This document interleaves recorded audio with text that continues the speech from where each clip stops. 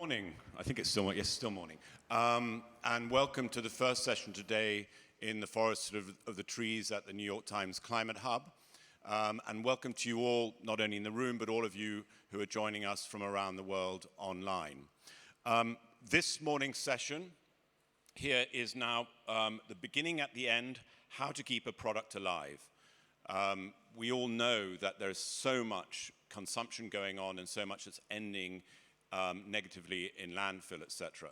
So I think this is going to be a really interesting discussion. We're very grateful for Nike for supporting it.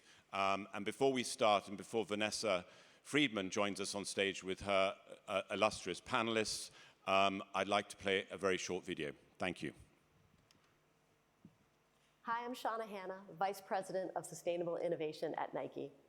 At Nike, we not only love sport, we see how the world is simply better because of sport. But we hear it from athletes every day. Extreme weather, unsafe air, and high temperatures are canceling sporting events and preventing kids from playing at all. The science is clear. We must do more to protect the future of this planet, and with it, the future of sport. That's why, as a design and innovation-led company, we can never be content to only address the problems of today. It's critical we continue to reimagine and anticipate the possibilities of tomorrow. As creators of product, we have to ask ourselves, how can we move from being less bad to actually doing good? We have to explore new solutions and partner in unexpected places to create products that last longer and are designed with the end in mind. We have to reinvent, innovate, and source materials that make our circular vision a reality. We have to relook at methods of make with an eye to unlocking how a product can be easily rediscovered as something new, how its value and that of all the materials involved can be preserved and even extended. For over 30 years, we've innovated for athletes in service of the planet, and climate change is the ultimate challenge of our time. It is a race we, as humanity, must win. We all have a role to play, and I'm hopeful and optimistic that together we can create a healthy future where everyone can thrive. Ladies and gentlemen, please give a warm welcome to our panelists led by Vanessa Friedman. Thank you.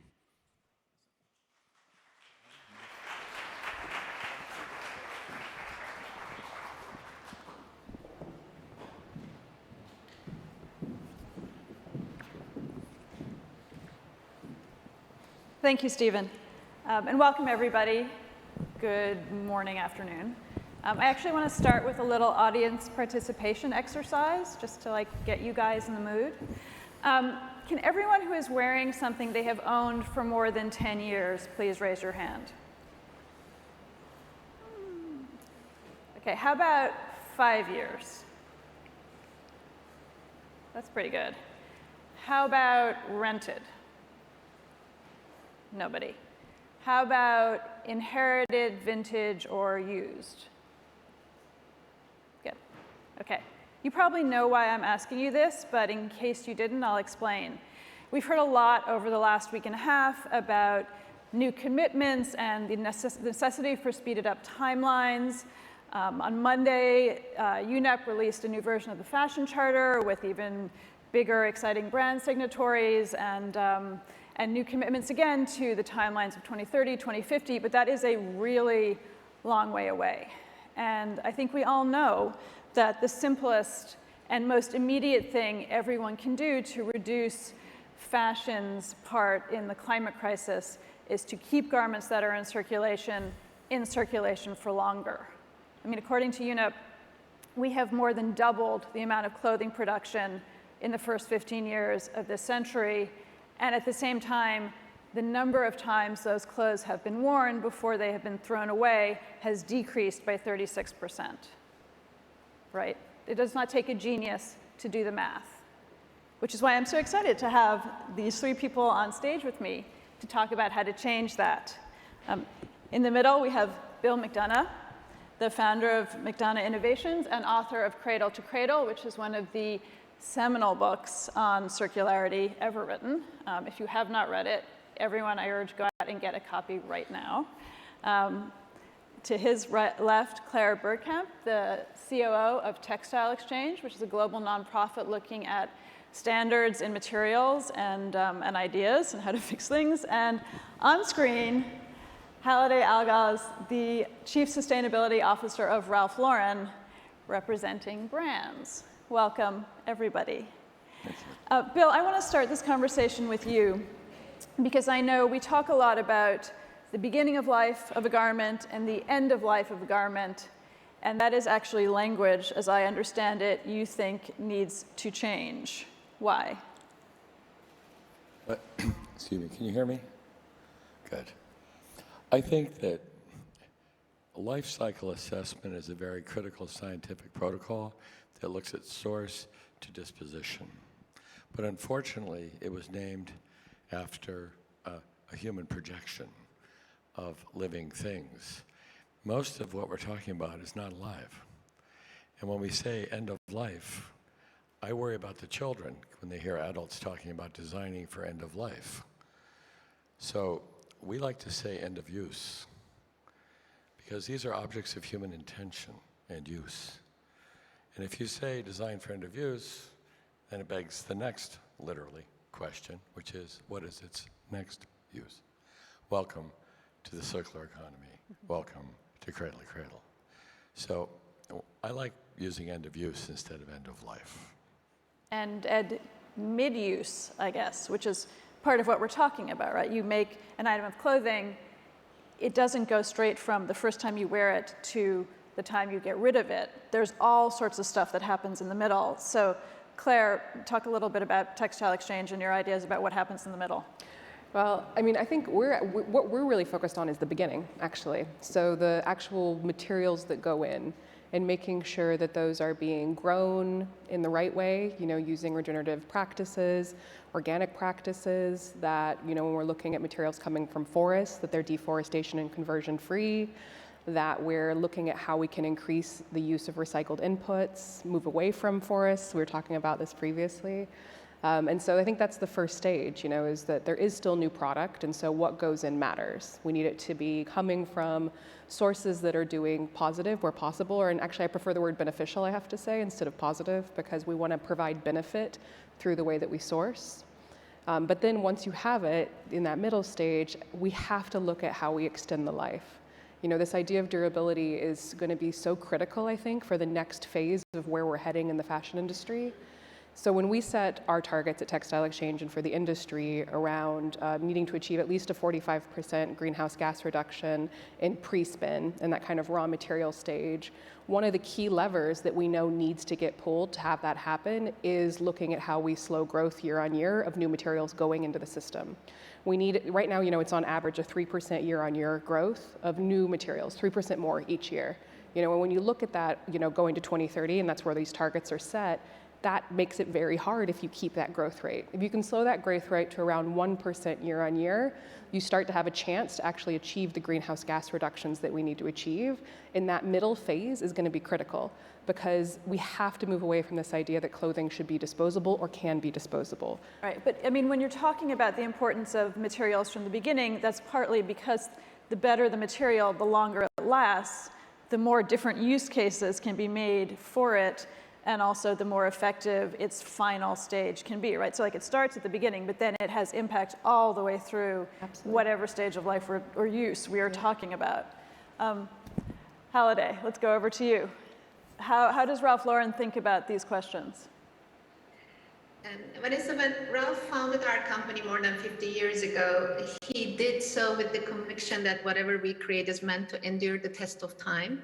And through his vision, we have embraced the idea of timelessness and longevity to deliver inspiration and value to everybody that enjoys our brand. And our timelessness concept has so far been defined by the intergenerational desirability, durability, longevity of our products. But recently, we have redefined timelessness to encapsulate circular design principles.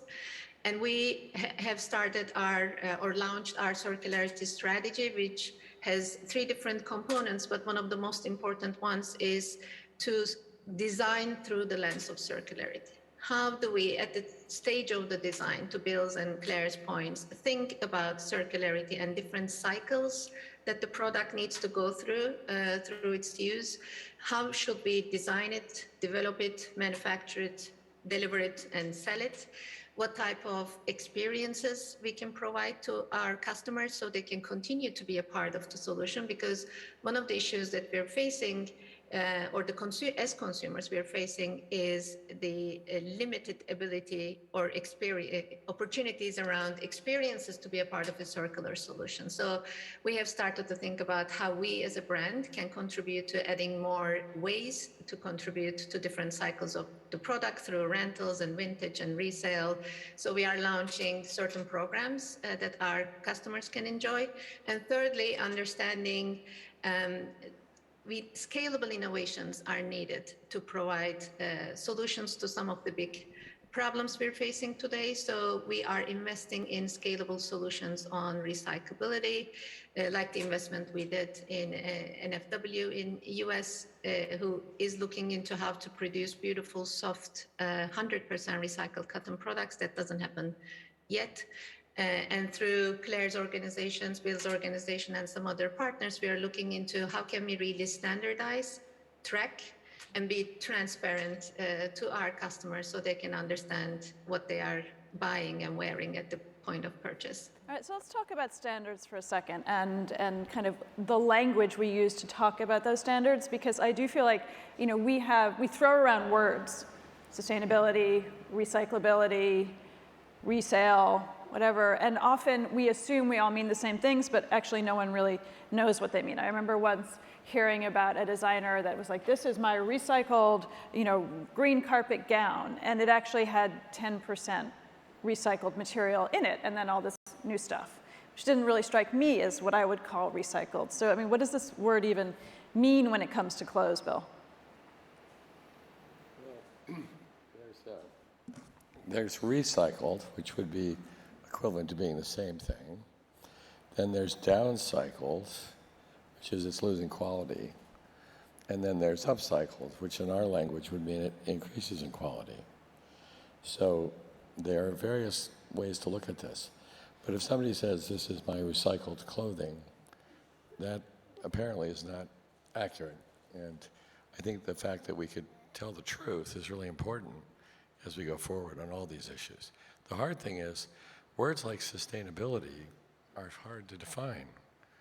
I remember I was at the White House winning the Presidential Award for Sustainability, and the press came up and went, Mr. Sustainable, what does it all mean?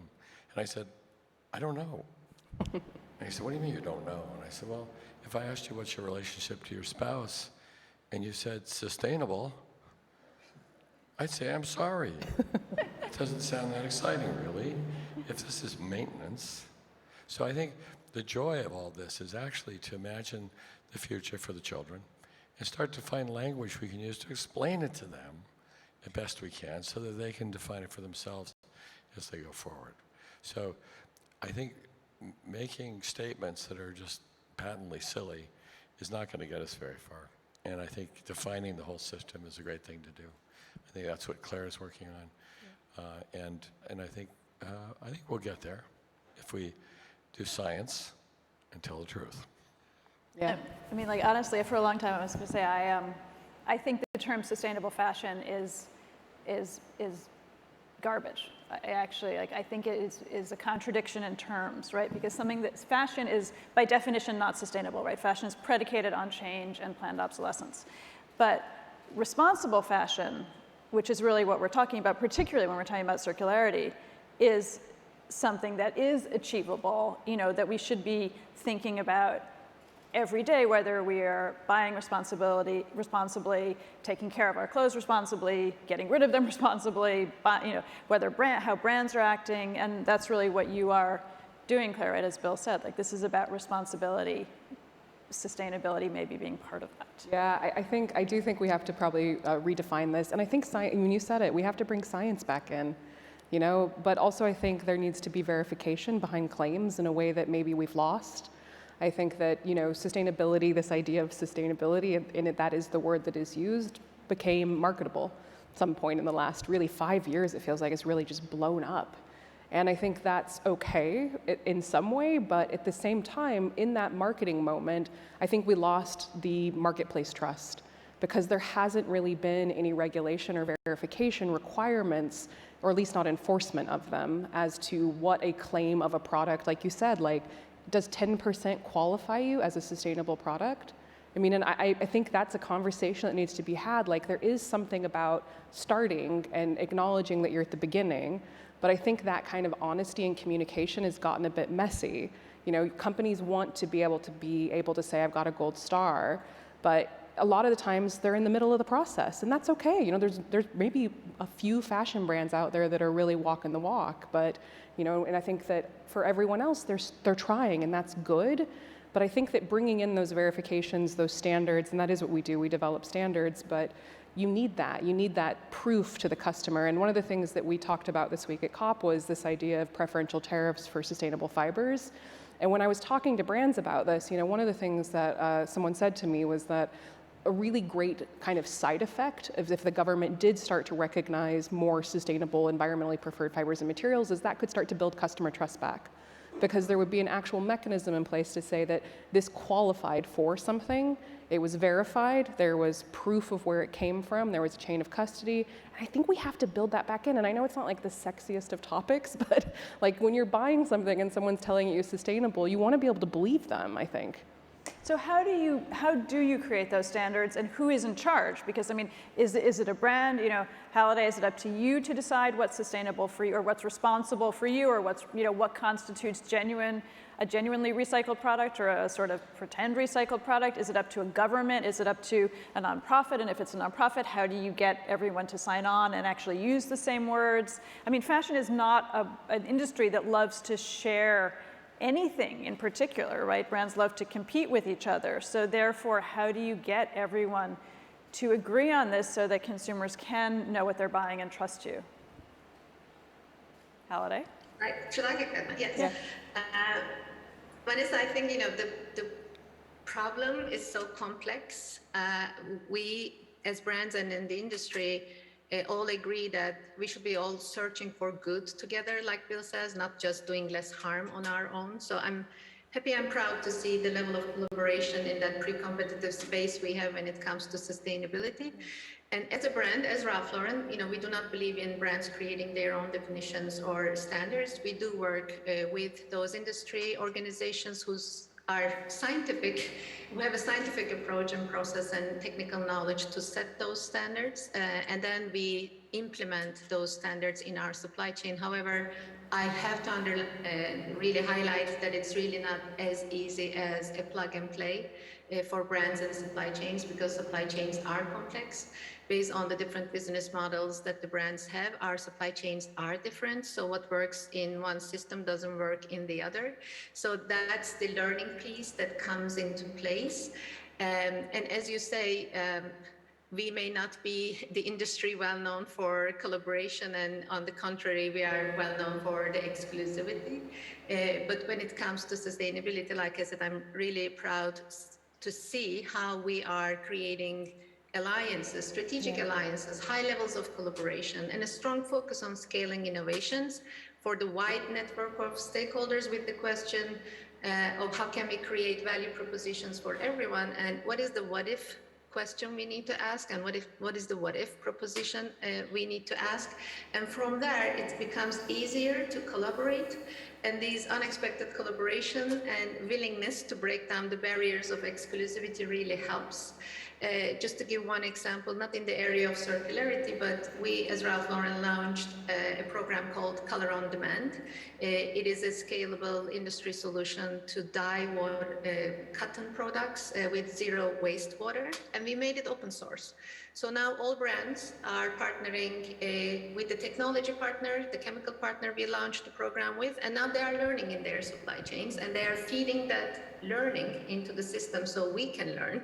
So we are all learning while everybody is trying to implement this open sourced innovation. So we will continue to do that. We will continue to innovate and share. However, there are various challenges in front of the brands and the industry. I don't know if we're going to talk about it later, but anything from all these laws and regulations to the capital and funding required to do them, to changing business practices the definition of success, both for individual brands and for our industry, the innovation and technology required, and also helping the consumer behavior to shift. And what is our role in it? How can we share the data in the best way possible to our customers so they can take the right decisions? You know, the data and technology is complex and it's still very scientific. It's really not easy to understand many of the disclosures that we are all doing from a customer's perspective. So how does that look like? How can we simplify it for the customer? So when they read it, like we all read the food labels, what's the version of that for our industry? So we can help them take the right decisions and support the brands or the companies who are doing it right, doing the right things and doing it right. I've got to say, I'm not sure anyone fully reads the food labels either. I mean, I think that is a problem. You know, I mean, it is the language around traceability and the kind of history of a garment is, you know, I find impenetrable. And I think if I find it impenetrable, someone who just really wants to buy something to make themselves feel good and look nice and go to a party or go to work and feel powerful, I mean, like, it's impossible. So how do you change that? How do we take this really complex issues of supply chain and regulation and taxation and creation and make it easy for someone to make a consumer decision? Bill? Well, again, language. I think consumers, just think about for a minute, you can't consume polyester. You might be able to chew on some organic cotton, but this idea of consumption and consuming, I think a way to make sense of it for the next generation is to look at the circular economies that we've discussed based on cradle-to-cradle thinking, where things are in the biological system or the technical system. So things that are regenerative, as Claire points out, are things that are going back to the natural world. And we need to enhance the natural world, even if it's for carbon capture through nature-based systems. But we should enhance all natural systems and restore them. That's critical, and getting fiber from there is a beautiful thing. On the other hand, getting polyesters and technical materials from the technosphere. So we call this the regenerative biosphere. We call this the circular technosphere. These are objects of human intention and use. This screen behind us is a technical object. We are not going to consume this screen. We are going to use it. So it's an object of intention and use. And for that, we can recycle it coherently. And we can think about how we do that. But it's different than consuming it, you see. So these are products as a service. And as we look at clothing, we can start to imagine when clothing is a service, certainly with uniforms it is, but even fashionable uniforms. But as we go forward, I think the point that Vanessa made and that amplified too by Claire, that this is the notion of take back. This is the notion of extended producer responsibility. And I think we will see that now. Glasgow is announcing the first citywide bottle reuse system. Imagine. Amazing. So we'll start to see these kinds of things coming. And I think the responsibility is the word that you're using, and I think you're right. That's really where we are now, where we have to come up with language that our children will understand. Telling them that we're designing for the end of life might be a bit confusing. Telling them that carbon is the enemy when they are carbon might be a bit confusing. But talking about living carbon, as we've surrounded ourselves with it here to inspire us, we're talking about durable carbon, which we use over and over again. Then we can realize that what we've done is create fugitive carbon. And that's why we're in Glasgow. Because fugitive carbon in the atmosphere is a toxin. It's the wrong material in the wrong place, at the wrong dose, in the wrong duration. So let's not make clothing and fashion that's toxic. And so be careful if we have circular, but we forgot to clean it up, and we put it back out. We just did it again. Is circular good? Not if you're sending the bad stuff out again. So it's subtle, but not that complicated, really. No, not that complicated, but a little complicated. Hard to do. But I mean, it's one of the things you talk about. I mean, this idea of safe, right? Yeah. Like, I think that's a good way to think about it. Like, the materials you're wearing should be safe. And like, we do.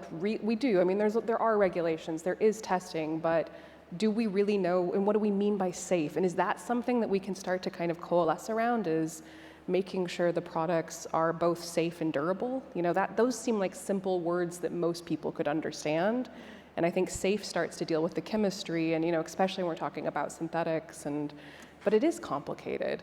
But I think, you know, we're here at COP, we're talking about fossil fuels. Those are the same things we're using in fashion. You know, I think this idea of renewable versus non-renewable, these are more simple ways of thinking about, you know, biological versus technical, renewable versus non-renewable. But I mean, not to put you on the spot, Holiday, but, you know, I think fashion brands do really have an opportunity to communicate this. You know, there is a real power in what a brand can do, and the industry is so good at making you want something. What if it made you want something secondhand? What if it made you want something different than just new? You know, there's a real power in our industry when it comes to communication that I think hasn't been harnessed yet. And I have hope that that's what we're going to see next, because, I mean, the industry's present here in a way that it never has been. We were talking about it before, you know. It's relatively new that fashion's involved in the climate conversation in this way. And I think that that's a good sign for the future, but we have a lot of work to do, because I think we're catching up a bit to some of the others, maybe. I mean, Halliday, I want to follow up on 2 points, actually, one from Bill and one from Claire with you. This notion of take back. Do you guys take your products back? Do you take all of it back? Yes, I mean, we have started piloting some take back, upscale and upcycled programs with our some of our Polo products, and we launched it last year in our app. And it was an amazing response from the customers, which made us so happy. So now we are scaling it up and looking into creating a systemic retake or take back program from our customers, and looking into both reselling it and also upcycling some of them, just to show the continuation of adding up that beauty to a product, and it is still to us timeless and valuable. The challenge, or why it took us long, is the complex systems around making it really possible, not making it limited to a city or a country, but making it global. And this is where those laws and regulations come into place. Just to give a specific example, the inconsistencies in regulations around geographic regions and borders add significant complexity to circular economy initiatives when you're trying to move materials or products or components from one place to the other. Without uniform regulations, these movements across borders become so costly and long lead times, it erodes most of the economic value from that business model, both for the brand and also for the customer, who really rely on those take back or recycling, upcycling systems. So let me I just want to clarify that for a second. So you're saying that, say, like, here I am, and I have bought a Ralph Lauren suit, and I wear it for a while, and I'm like, okay, I'm not wearing it anymore because maybe I changed size, or I just decided I only want to wear jeans. So I bring it back to your store in Paris, and you take it, and then you want to send it back to New York or wherever it's, you know, your kind of upcycling or next use case design is happening. You're then hit by a lot of tariffs because you're moving used clothing from one country to another? The definition of used or old and waste changed from one country to the other, and it brings a lot of cross-border complications around those movements. So to make a really scaled system to enable it, you know, and also to avoid further emissions coming from transporting all these things all around the world, we need to create local systems. We need to make that journey convenient for you, comfortable for you. So there are some companies out there who have tested it and piloted. We have worked with them, ran some pilots on how the customers can actually send things back from their homes directly to us. So either we just clean it up and put it out to resale, or we need to, I don't know, paint splash it or tie-dye it and add additional value. where can we do it in the world? Where are those production units? Where are those artisans? We had amazing artisanal programs where the artisans painted directly on our beautiful vintage jackets, and we put them back out there. So we're just learning to see what will engage the customers and what type of systems and systemic change needs to be put in place to make it short-term and long-term viable. And I think that's one complication that's in front of anyone that's trying to implement any of these ideas or intentions. Everybody has positive intentions, but putting it into practice is really not as easy as it sounds. It just depends how committed you are from a resource allocation, time allocation, passion allocation, and real connectivity end-to-end in your operations to make it happen. All right, so then to follow up on something Claire said, in terms of making this like reuse case scenario desirable, are you working with like your celebrity, you know, the celebrity sector in Ralph Lauren, the people who dress kind of people in the public eye, to put them in old clothes rather than new clothes? Before we started with the public connectivity on our efforts, Vanessa, we really wanted to take our time to make sure what we do is credible and follows a standard, because we really wanted to avoid using those fancy words that you were mentioning a couple of minutes ago and turn it into a PR campaign before we really put those systems in place. So now we believe we are ready. We have a clear strategy. We believe we are credible, and we have shown our industry partners that we want to walk the talk and walk the walk. So now everything you just said is starting. We have started to find the right customer engagement, communication, celebrity engagements, whatever will be required to reach out to customers, the right customers, that segment of customers in the right way globally. And what they react to is also different. You know, not all of them are influenced by influencers or celebrities. They want to have a different proof of concept. And that's what we are exploring, learning through roundtable talks. We are listening to the customers. We're learning from them. We have been learning from them. So exciting programs will be launched next year. So you're saying that maybe Oscars 2022, I might see somebody famous and remade Ralph Lauren, possibly?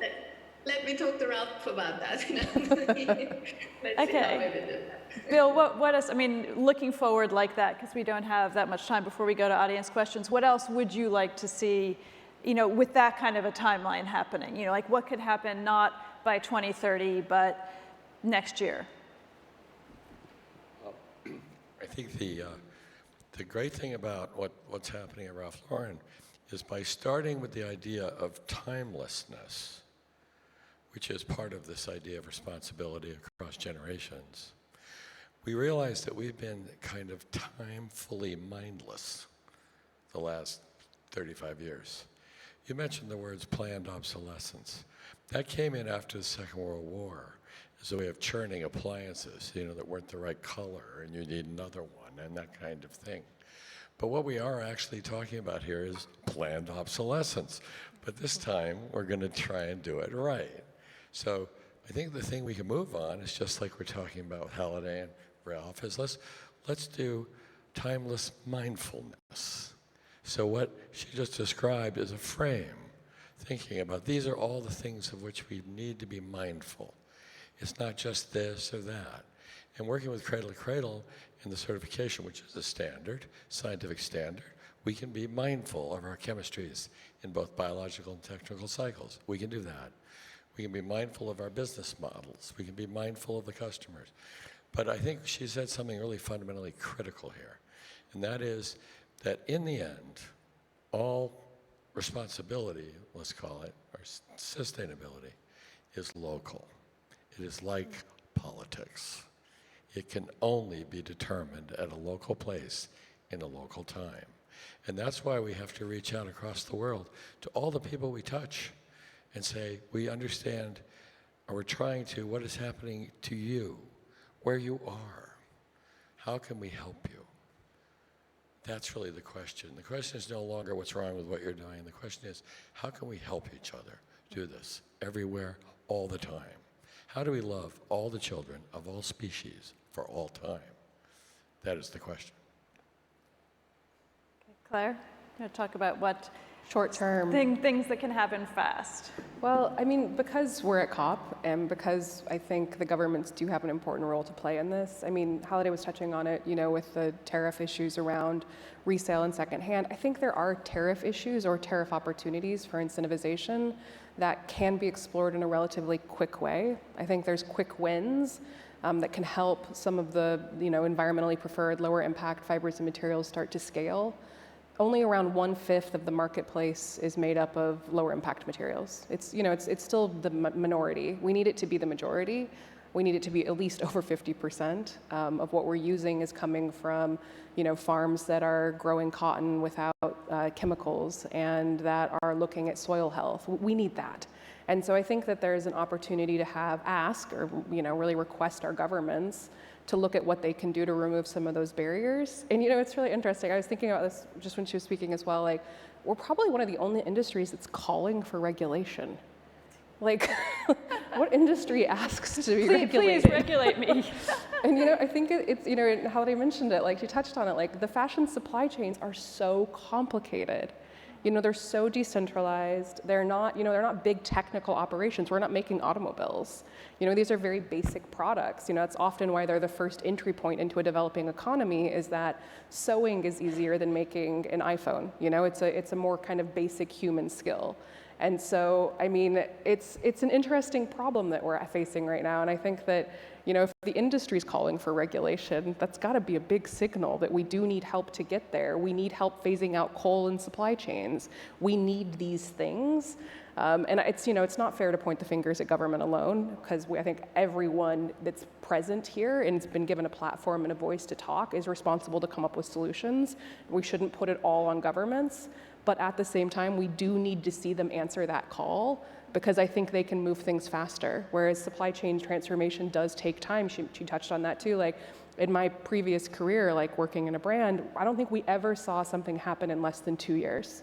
Like, to really change something in a supply chain, in a farm, at a factory, to really have transformation occur, it doesn't happen in 6 months. But you can change how you think about it. And Halliday, I'm sort of interested in how Ralph Lauren thinks about this, because if you hire people for your design teams who are specifically, not just your creative director, but the people who are actually helping create his vision, who are specifically tasked with thinking about how you take something apart at the end from the beginning, right? Like, if you make it easy to disaggregate it from the time you put it together, then you make the next case use scenario possible.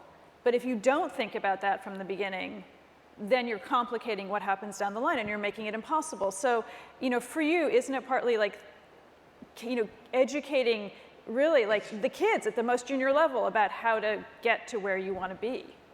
It really is, Vanessa, because as you say, you cannot just fix it later. You cannot just create and design in one way and then make it responsible later.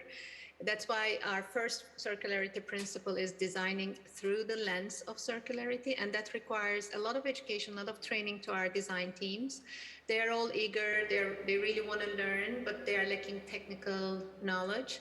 They hear shiny objects here and there when it comes to materials, and they say, I want to use this, I want to use that. We need to say, okay, calm down. This is what good looks like. This is what's good about that material. But this is when you have a 360 approach. This is maybe not so good about that material. Are you sure? What will happen to that material X years later?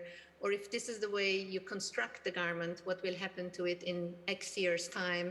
And making really for everybody, make it inclusive, make the sizes adjustable. Let's say, how would you construct that garment correctly from the beginning? Or if you want to have that special effect on that product, what type of chemicals will be required to create that effect? So there is a lot of training going on that we do for our design teams, our product development teams, in partnership with a lot of organizations in the industry. We get their help in those educations, but also we are working with universities and colleges to tell them where the gaps are when it comes to the fashion education for those students, and what type of new skills and competencies we need when it comes to that new talent coming out to the market.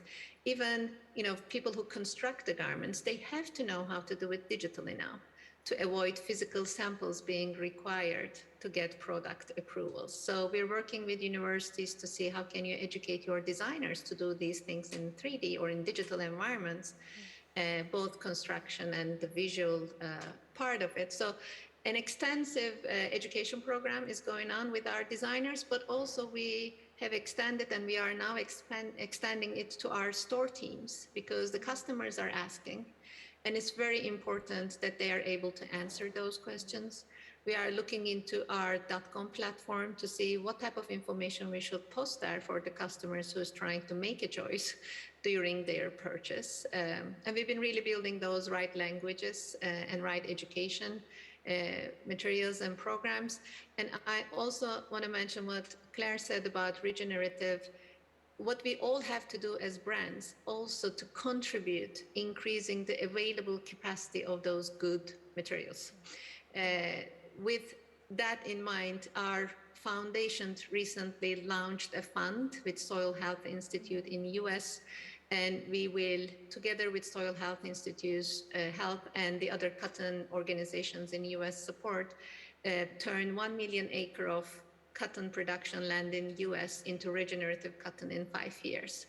And another easier way for the brand teams to do is, calculate your consumption, calculate how many farms will that be, and then connect those cotton to your products. But we took the long path and say, let's create a big percentage of regenerative cotton availability in US, which will then create a win-win when we also figure out how to connect that cotton to our products. So we're looking into those big ideas and local and small ideas to make a change. I gotta say, I want someone to make regenerative sequins. Ooh. I think if we could do recycled sequins, I would feel much better about some of the clothes I like to buy. Anyway, I think it's time to open this up to questions from the floor. Who has something for the panel? Yep. Hi, my name's Marcus. Thank you for putting on a very interesting discussion. I think there's an elephant in the room when it comes to circular economy with fashion materials, and that is the leak that we don't see, which is microfibers coming out of those garments and into waterways. I know in the United Kingdom it's a serious problem. Almost all of our waterways are polluted, and the microfibers from technical fabrics make up a big part of that. How does that enter the circular economy discussion when it comes to fashion fabrics? Claire, do you want to take that? I can try. Microfibers are an undeniable issue that probably don't get enough airtime. I think we should start with that. That we do know that there's leakage coming out. I think we need to design better. I don't have the answer on my own, but we know that microfibers exist. The biggest issues do come from synthetics, but microfibers can actually exist from natural materials as well if you coat them with dyes that are non-biodegradable. So it's a big problem. Washing and having things that you wash too often on high temperatures. I actually also think, though, that within this, because we're going to continue to wash our clothing, I assume. Let's assume we're going to all continue to wash our clothing. I think that there needs to be something that's done within washing machines. I think that there needs to be, again, opportunities that look at how we actually capture the problem. I don't understand truly why washing machines aren't fitted with microfiber filters. Bill, do you know? It's new. People are just starting to wake up to it.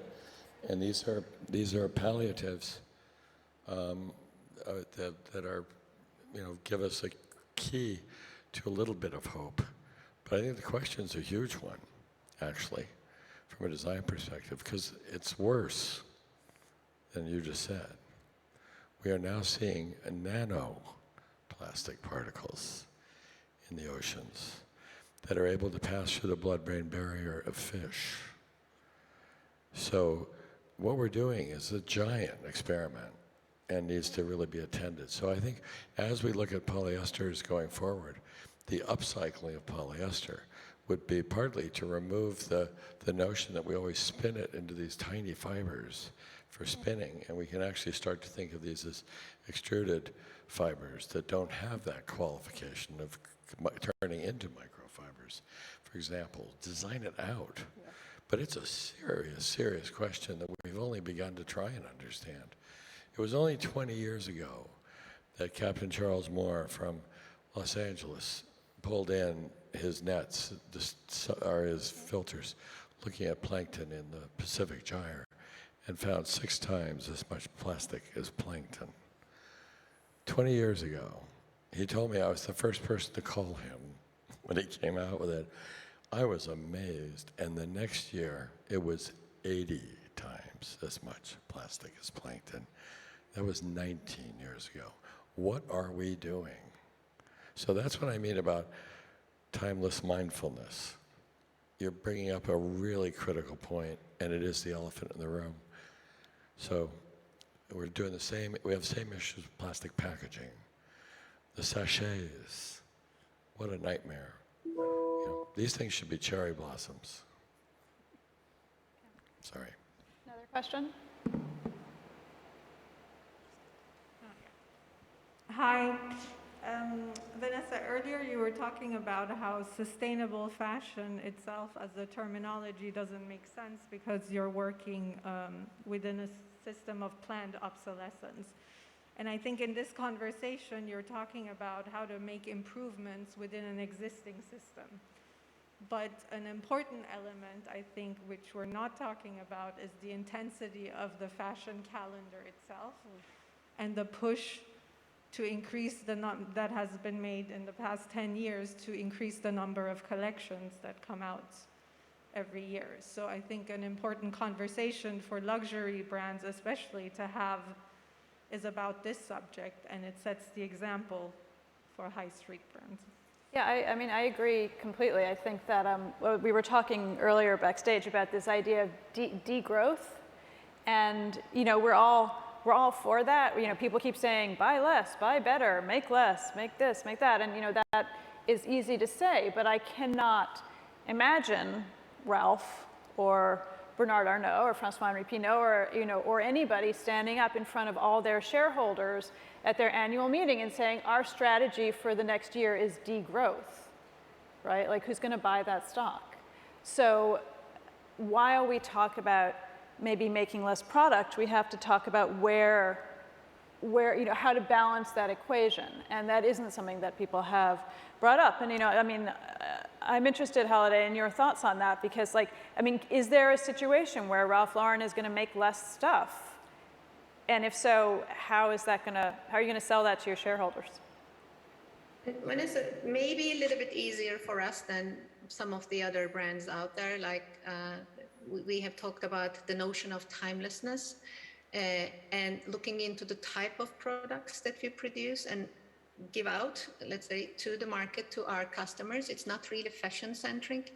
We don't have fashion calendars. We do have deliveries, we have moments, we have products designed for those moments. And we do actually have looked into our degrowth strategy. We even named it because we believe, and we kind of have a proof of concept at the moment. We're not necessarily ready to share the numbers, but we have seen our financials getting better, although we produce less units compared to 5 years ago.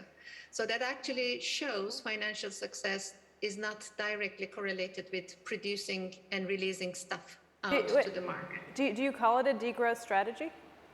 We call it financial growth through degrowth of resources. So we're, again, playing with the words. We're looking into how to express it in the right way, but we have seen that it's possible.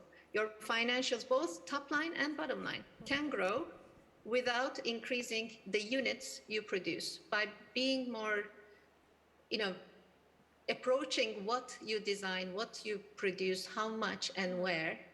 Also using some science behind it on demand-supply balancing, so you don't need to produce more units.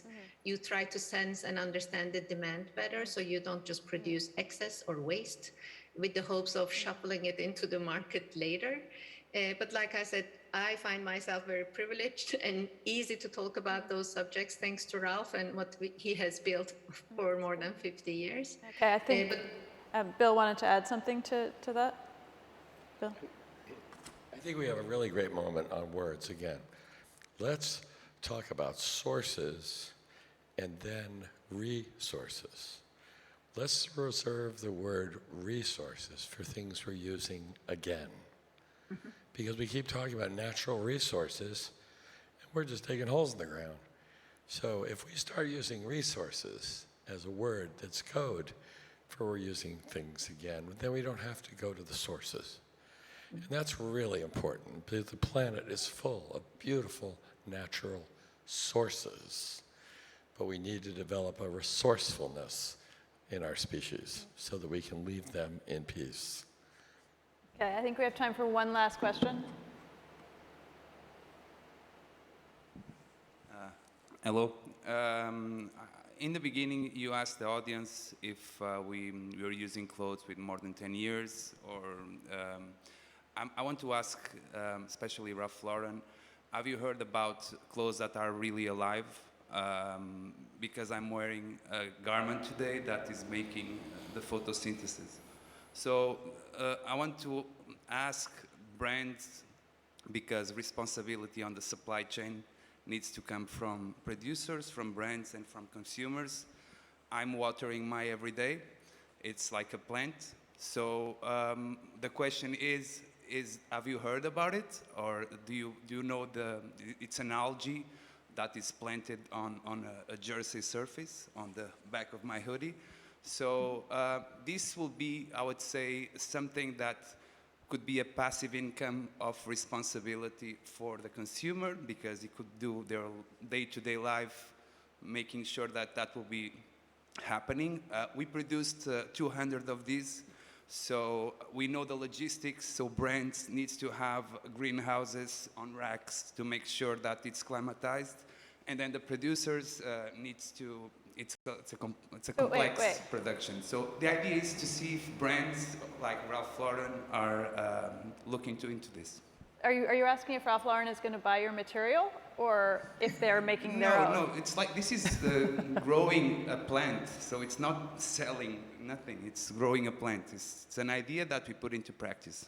Claire, do you know anything about this? I know a little bit about it. I don't know about your specific thing. I mean, I think it's an interesting idea if we can grow textiles, but I do believe it's a coating right now, yeah? Like, it's an additional process put on a material that we have to have, like a cotton or something, which is, it's an interesting first step. I think that the idea is if we can continue to develop that and you can actually grow your clothing, that would be fabulous. So I think that there's, I mean, I really do believe we know that we have to have innovation, but we also know that we have to scale the solutions that we have now if we're going to actually achieve what we need to achieve when it comes to staying within the 1.5 degree pathway within the industry. And so we need both. It's an everything strategy the industry has to embrace. It has to look at innovation. At the same time, it has to look at why is organic cotton still only 1% of the cotton that's being used in the industry. We have to look at it in symphony. And I think, you know, these innovations that are coming out, and there's so many of them, are extremely exciting, but they're not going to be, it's not a silver bullet for everything we need. You know, it is, and this is not about you. I think you're fabulous. That sounded great. But I mean, I think we do need to put it in context. You know, a lot of the innovation that we're seeing right now is going to be ready in 10 years. And so in the next 10 years, we have to see 40%, 50% reduction in greenhouse gas emissions in our industry. And to get there, I think you know what Halliday was just saying about degrowth, like that's incredible that Ralph Lauren is looking at that. Like if we walk out of here with, that's such a hopeful statement, I think, in this moment, that a brand like that is really taking it seriously to say, how do we decouple our prosperity and profit from the creation of new? Like that's pretty radical. That's not something that we would have been saying 10 years ago. So, I mean, I think it is an everything strategy, but we have to stay looking at what solutions we have now as well, and how do we scale those, because I think the industry, again, is so good at marketing that we get distracted by some of the kind of really exciting, fabulous, you know, scientific, science fiction feeling things, when we've got these huge supply chains and huge problems that we need to roll up our sleeves and really tackle. Okay, well, I think that is a good summary to end on.